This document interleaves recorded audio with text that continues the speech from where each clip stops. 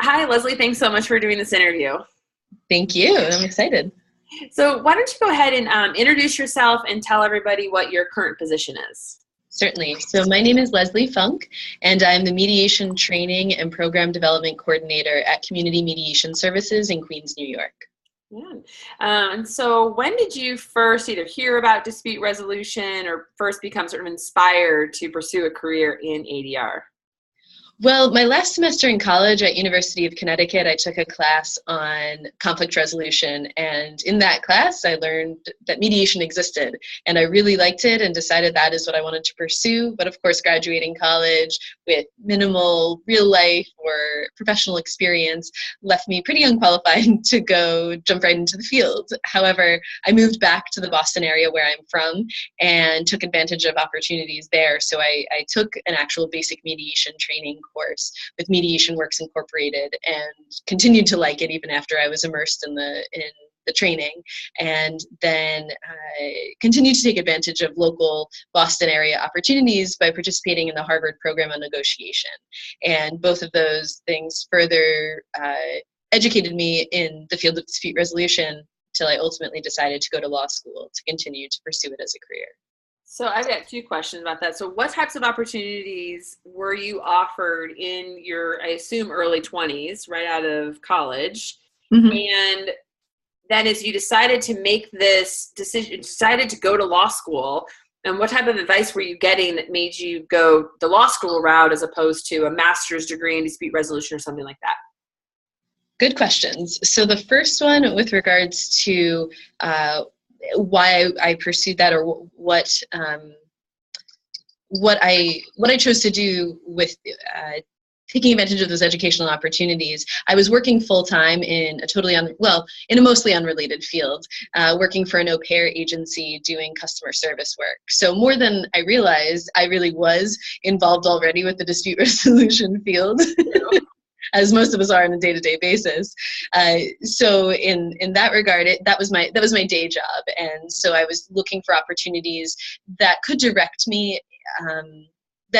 Period, because I wasn't sure what I wanted to do. I only knew that I had this interest in mediation, and what was I considered qualified for? Because it seemed that everyone who I came across who was already in the field was doing mediation in particular as a second career, and I was barely in a first career, so I didn't feel particularly qualified to take the next step and jump right into mediation, hang a shingle out because I liked it, not because I was necessarily experienced by any means. So it felt like further educating myself was a pivotal first step, really, or next step after being interested in the field. And in having conversations with people who were mediators, people who were practicing in various ways, whether it was as trainers in the MWI program I participated in, or other people who I connected with, who I tried to network with, everyone seemed to say that law school made the most sense. And looking back on it, I don't think that's true.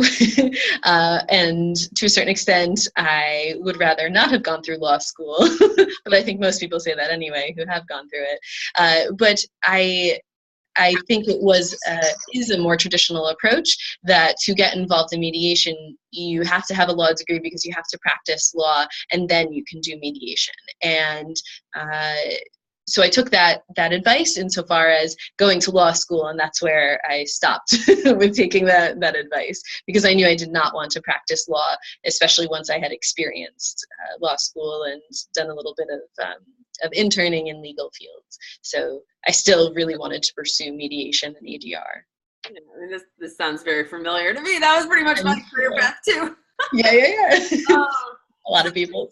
I know. Well, yeah. So you go to law school because you're like, okay, this is my next step. But really, it is because people think then you need to practice law, so that mediation can become that second career. Yeah. So you're in law school, and if I remember, you went to Hamlin, now Mitchell Hamlin, correct? Correct. Okay. Or it was Mitchell Hamlin, yes. Yes, Mitchell Hamlin. And so you're there, and I mean, top-notch folks in the dispute resolution field. Yeah. What were your conversations like? What advice did you get now that you're in law school? Yeah, so while I was in law school, I was involved from day one with the ADR student group and working closely with the director there, Sharon Press, who has connected me with, it feels like her whole network, which has been incredibly helpful in such a small field. And so through conversations with her, with other people in the department, with participating in different or attending different lectures and panels and such, it was pretty similar advice that people said, okay, you graduate law school, you get involved in the field by practicing law, maybe you dabble a little bit with mediation on the side, but it's really hard to jump out of law school and right into mediation. And that was what a lot of people said. They said it could be done, but they didn't recommend it for job security, for the reality of having loans, for being a typical 20-something in this day and age, that there are more responsibilities that outweighed the benefit of trying to get involved in the field. But that being said, while I was in law school at Hamlin, I did an internship at New York Peace Institute in Manhattan to see both if I could hack it in New York City, and also just the inner workings of an East Coast mediation organization. Because I knew by that point I probably wanted to go back to the East Coast. So that was my putting my foot in the door, trying to open it a little wider for myself. And that was a really great experience because it involved hands-on experience, both observing the crazy small claims mediations that had take place in Manhattan Small Claims Court, as well as participating in those mediations. And I was more than hooked by then. I was like, okay, well, regardless of how difficult this is, I have to do this. This is where my passion lies. And I tried to, when I went after that summer, I had my final year of law school to go. So I tried to remain involved in Minnesota in their what they call conciliation court, so their version of small claims court. It was a little less adrenaline packed, it was a little more organized, less people, but it still allowed me to connect, and it was really great to see another version of mediation and another system for utilizing dispute resolution. So continued to fuel my interest. Yes, small claims mediation in two different areas, two different contexts. That's a good comparison. It was, yeah. So, okay, so it's your passion. It you keep exploring it. You continue to find, yeah, this is what I want to do. But you still have those realities that people point to of loans, financial security. Another one that I often hear is sort of status and keeping doors open on a track that becomes closed if you don't go practice law. So can you talk a little bit about that decision-making process and why you decided to really follow your passion instead of a different route? Yeah, so while in law school, and especially as law school came to a close, I continued to ramp up my networking, especially with people out east, those who were connected either through my time at UConn or through Hamlin, the few people who were out in the East Coast, and to try to talk with people about their experience, their path, and their advice. And again, the majority of it was, it's great, but you should practice for a few years first. And I was getting really sick of hearing that. And by that point, I'd worked with Sharon Press closely through my 3 years, and as he certainly is rooted in reality and the understanding of the responsibilities that go along with graduating law school and such. But I received a lot of support from her, and that really meant a lot, that she felt like I could pursue this if I really wanted to. If I wanted to, it was worth it to pursue.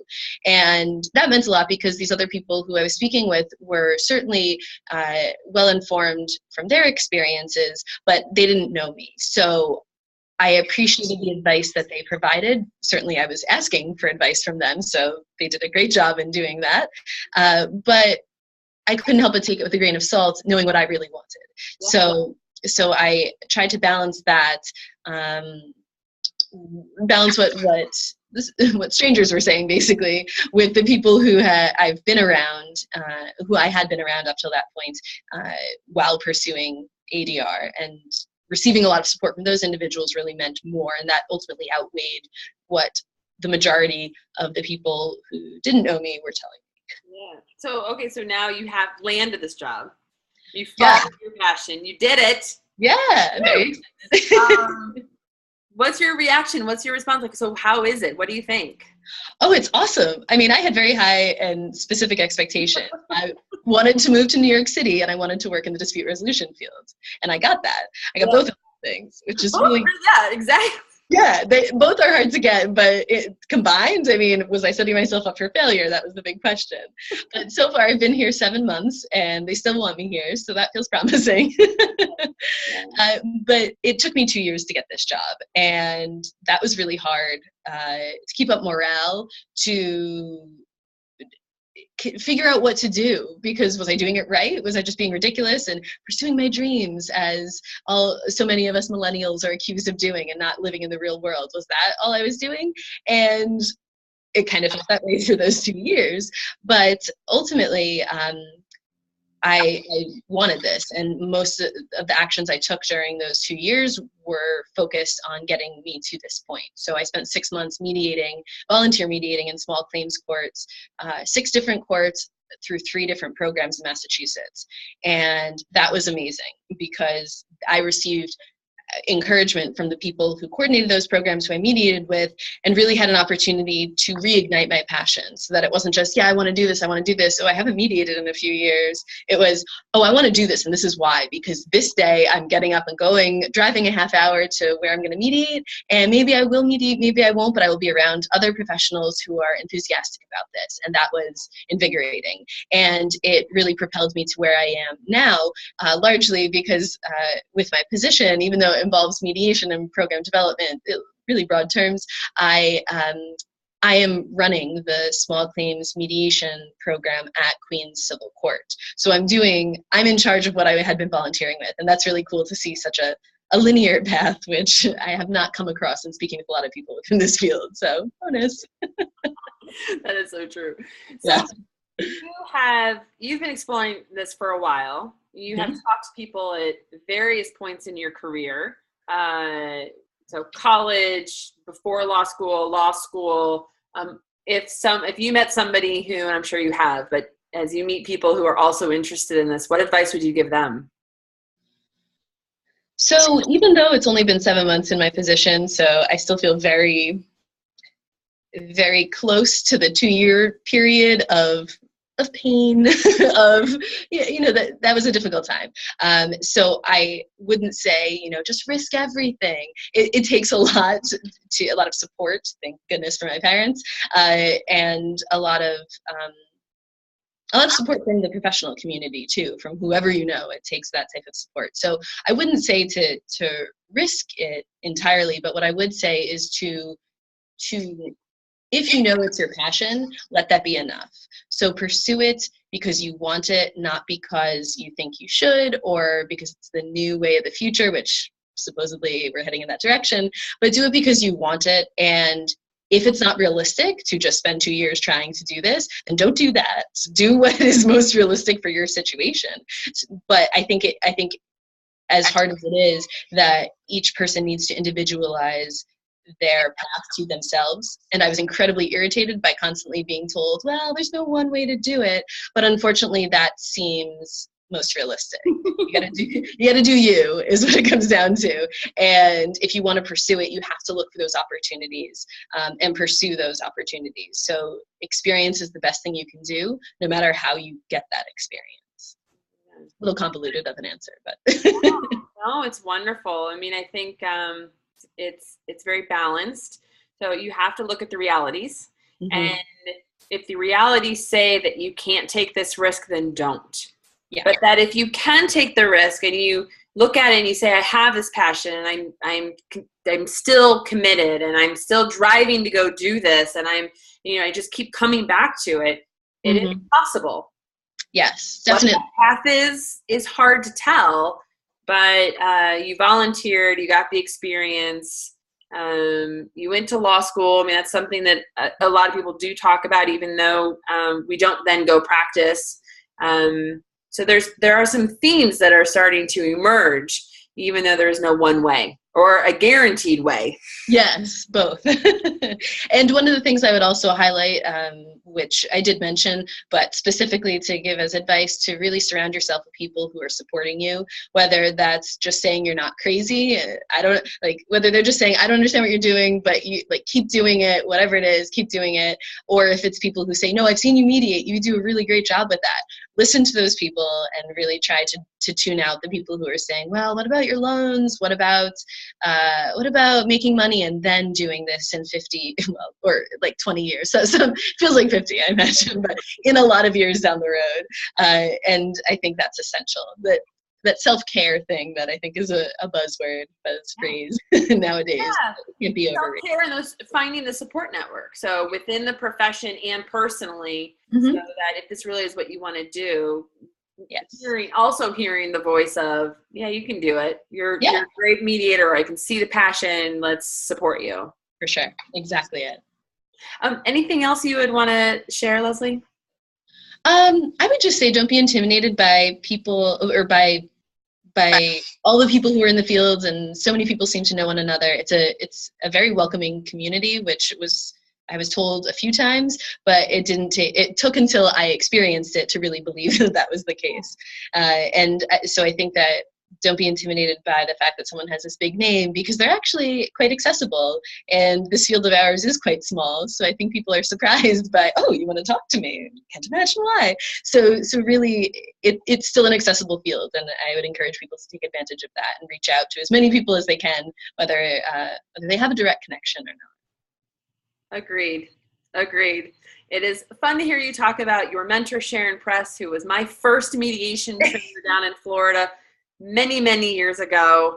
And everybody wants to be supportive. And so it's wonderful to hear you talk about the community so lovingly. And I'm so glad that you found the support so that you could land this position. Just congratulations and thanks so much for doing this interview. Thank you very much for the opportunity. This is great.